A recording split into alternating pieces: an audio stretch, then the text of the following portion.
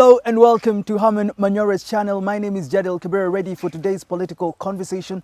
I hope you had yourself a lovely day. I'm joined by the one and only Harman Manyora, sir. How are you doing today? Good.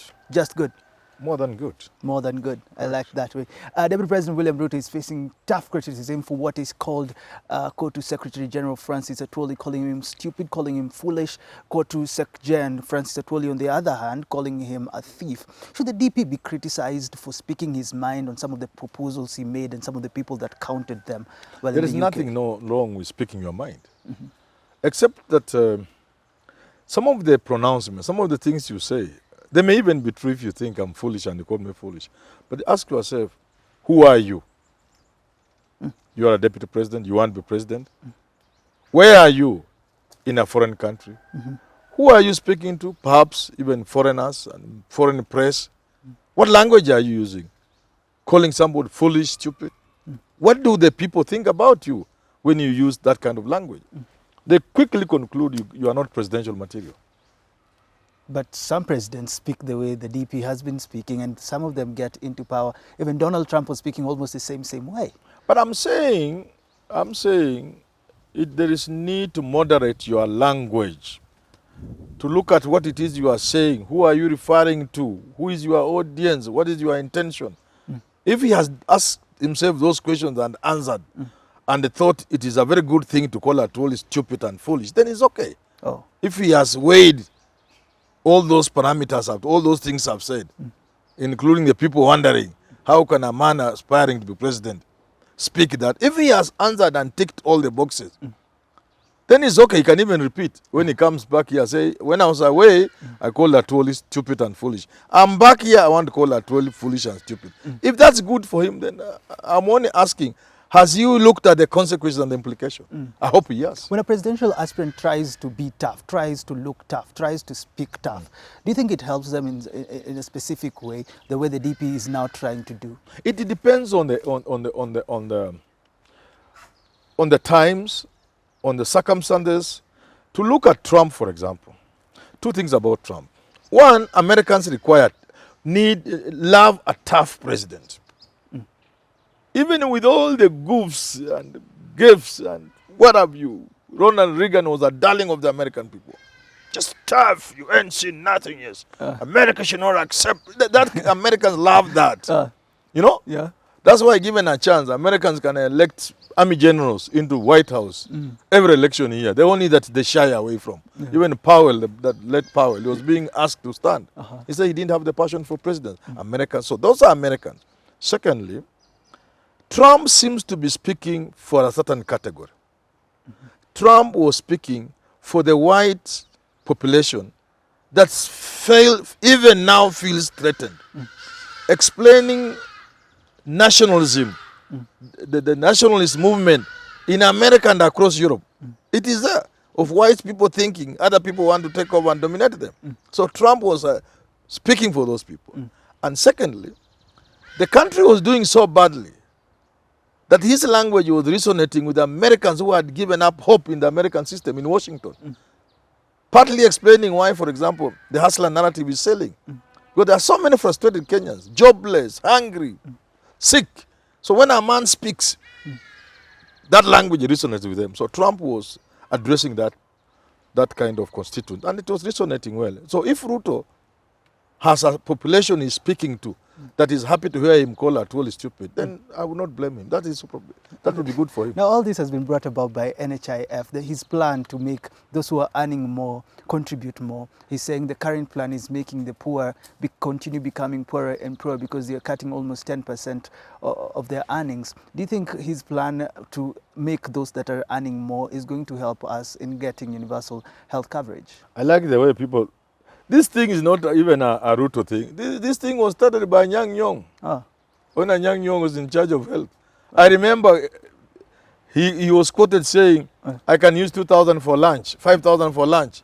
So why shouldn't I pay 2,000 in NHIF? And Nyang' Nyong'o, long before Ruto became deputy president. So Ruto took it. Yeah, but that, aside from that, I've always argued, anybody trying to convince me that you can improve Kenya's health through NHIF is just a joker. to that extent. Whether it be Raila, Ruto, whatever, it's just a You joke. can't improve it. NHIF is a fraud from the word go. Lawyers talk of Ibinishi, whatever. From the word go, NHIF is a fraud. You can't improve it. No. It is something to be thrown away and tossed into the sea. Okay. And you come up with a fresh new system that can address the peculiar situation that we find ourselves in as Kenyans. That Kenyans have not gotten to a stage where they can fit into the health insurance programs. We are not yet there. And that NHIF is an instrument of stealing. So you're not buying what the DP is saying? It's rubbish. It doesn't matter who it comes from. Even Uhuru is talking about UHC. Yeah. It's all rubbish. I have said the simple thing to do is to use the existing hospitals, health centers, clinics, and all those. Refurbish them. Give equipment and medicine and whatever people need. Pay our health workers well, train more of them, and let Kenyans just walk into a hospital free and come out treated like it happens in other countries. Anything else is a joke. Okay. Yeah. Let's talk about what he said about the president, saying categorically stating that he never took part in the formation of the cabinet. The president, on the other hand, saying that the government was split right in the middle, almost in the middle. Do you think it waters down what the president said as just politics because he's saying what he's saying and the president saying what he wants to say? I'm sympathizing with the DP Ruto campaign. It's collapsing. Because you say this, in the next moment you contradict yourself. And why? Because your foundation is lies. Everything is built on untruth. And the problem with lies and untruth, they melt away like snow under the sun. You get it? If you are saying you never took part in the formation of government, how do you then convince us that a lot of what happened in the first term, you are almost the one doing it? He said he was being given tasks which he delivered, and this time round after the handshake, he wasn't being given the tasks. A man who had no role in the formation of cabinet can be trusted with running of government, including major projects. How come we live in this country? How come almost half of the cabinet comes from his corner of the world? What a coincidence. What a coincidence that half the cabinet of first term came from where Ruto comes. What a coincidence.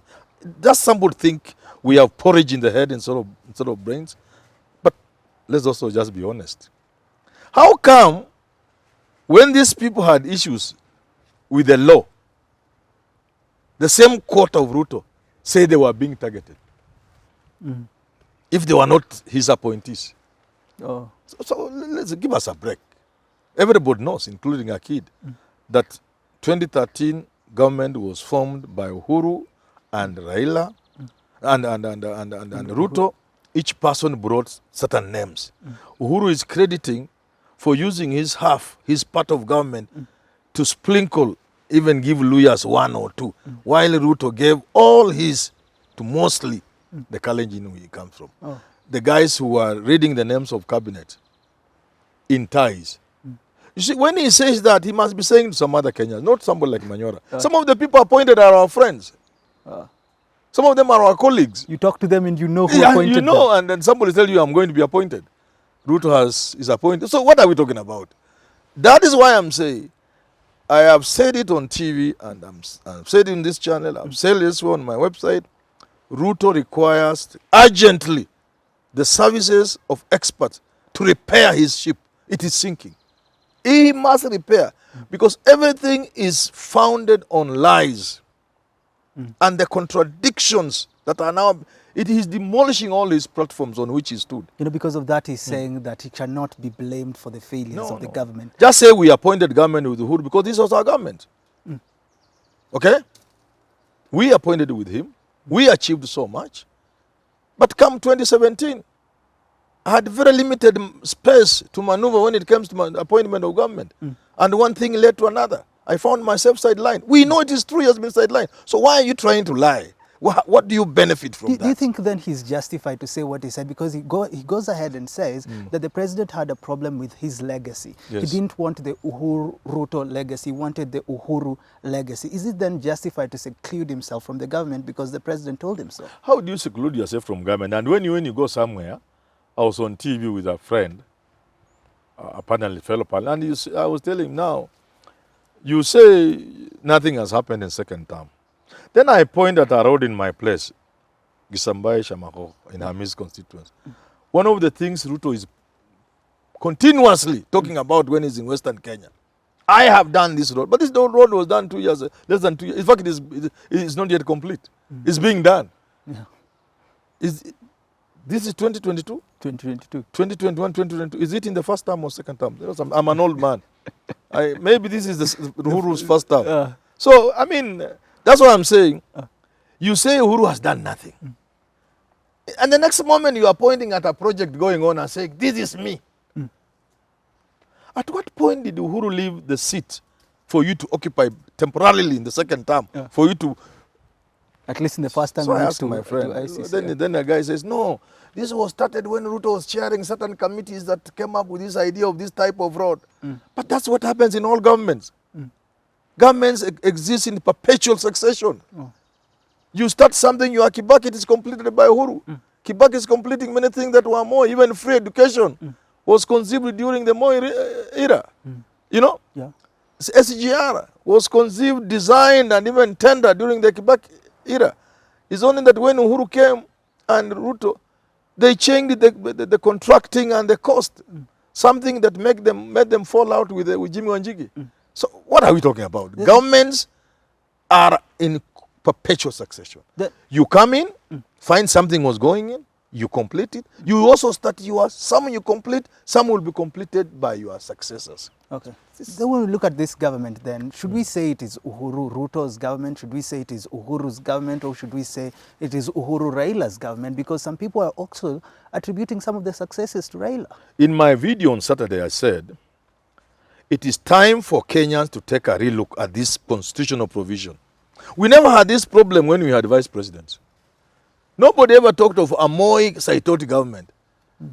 Because we have failed to understand the meaning of that provision in the constitution that says a running president requires a running mate and that he cannot sack that running. We have failed to understand. We interpret it to mean is a co-presidency. And nothing could be further from the truth. Kenyans were also just saying two things. One, we don't want to go back to an election if something happened to the president and the office became vacant or if he just resigned. Because going to an election is cumbersome. The previous constitution said 90 days acting vice president. After that, an election. Kenyans were saying we don't want that situation. Let's copy from the best in the world, where when somebody is not there, the next person takes over. It saves everybody trouble. And then we were saying, show us that person. Because if should something happen to you, we want to know this Bilal man can. So as we look at you, because anything could happen, we are also looking at your deputy. You see? Both of them should be presidential. Should be presidential. We trust you can lead us. But the man you are giving us, Simon there, no. So we don't elect you. So Kenyans are not understanding that.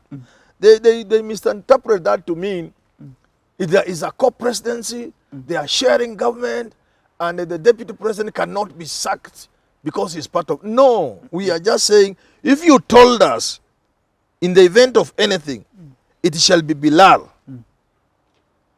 Don't reach somewhere and change. You will be shortchanging us. You get it? Yeah. You are taking us for fools.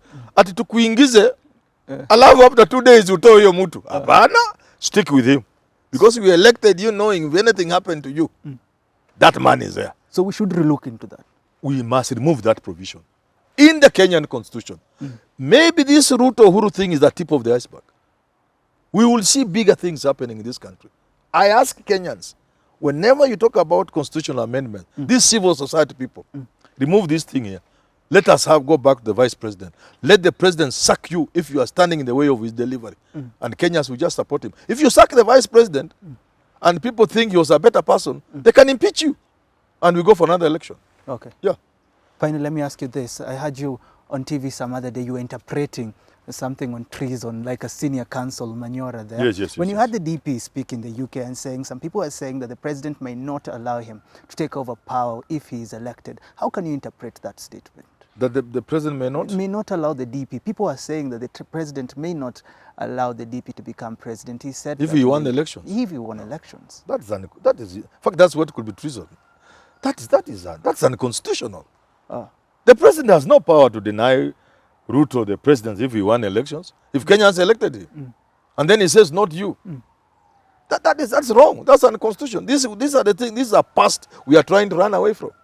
People are saying that's what happened in 2007. We don't want a repeat of that. People died for that. We don't want that. Whoever wins must become president. And nobody, including Uhuru Kenyatta, has the power to stop who wins from becoming president. He shouldn't have that power. You know, we talked so anybody saying that is introducing things that are neither here nor We talked there. about what he wants to achieve in his foreign trips. Yes. And I'm still not getting what he wants to achieve. If he says that in UK, he said almost the same thing about rigging elections in America. What does he really want to achieve? I don't see what he wanted to achieve. You know, you cannot engage the international community at that low level, this late into the game, and even hope to gain anything. You are going to be seen operating at, like I said in my video on Saturday, it is so anticlimax. Your people are so disappointed. You are engaging with junior officers, and like somebody said, in some of these rooms, if you see, especially if you have the benefit of looking at that from international media, not what we are given by his press. See, the room is just full of the people he went with, nobody else. You are talking to the people, you carry people from here, go and talk to them in America or in the UK. You come out badly. So I don't know what he wanted to achieve. But if he wanted an opportunity to do some little lamentation, then it's okay for him, but then that would also mean you have known you are not winning. That Ruto has sensed defeat. And therefore, it's like he stands nothing to lose anyway. Let him muddy the waters. Let him say whatever he wants to say about Uhuru, about the government, about anybody. Call anybody stupid and foolish because he stands to lose nothing, because he has sensed that he's not going to win the election. Is Raila then the biggest beneficiary of all this? Of course. Of course, when you are competing against somebody and you are making blunder after blunder, then he benefits. Okay, let's Just like if Raila were to make blunders, Ruto will benefit. This time it's Ruto. This time it's Ruto making blunders and Raila is benefiting. From your where Raila is sitting is just laughing.